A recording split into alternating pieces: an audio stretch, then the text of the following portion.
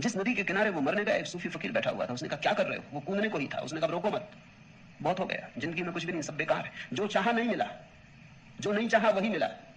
परमात्मा मेरे खिलाफ है, तो मैं भी क्यों स्वीकार करूं ये जीवन? उस फकीर ने कहा ऐसा करो, एक दिन के लिए रुक जाओ, फिर मर जाना। इतनी जल्दी क्या? तुम कहते हो तुम्हारे पास कुछ भी नहीं। उसने कहा कुछ भी नहीं, कुछ होता तो मरने क्यों आता? उस फकीर ने कहा तुम मेरे साथ आओ, इस गांव का राजा मेरा मित्र है। वो ले गया फकीर को, फकीर उसे ले गया। उसने सम्राट के कान में कुछ कहा। सम्राट ने कहा 1 लाख रुपए दूंगा।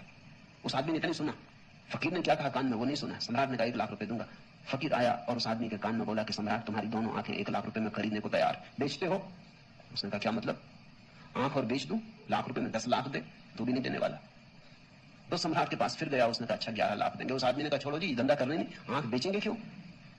फकीर ने कहा कान बेचोगे, नाक बेचोगे? ये सम्राट हर चीज खरीदने को तैयार है और जो दाम मांगो देने को तैयार। उसने कहा नहीं, ये धंधा में करने नहीं, बेचेंगे क्यों? उस फकीर ने कहा जरा देख, आंख तू 11 लाख में भी बेचने को तैयार नहीं, और रात तू मरने जा रहा था और कह रहा था कि मेरे पास कुछ भी नहीं। जो मिला है वो हमें दिखाई नहीं पड़ता।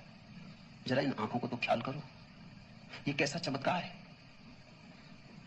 आंख चमड़ी से बनी है, चमड़ी का ही अंग है, लेकिन आंख देख पाती कैसी पारदर्शी, असंभव।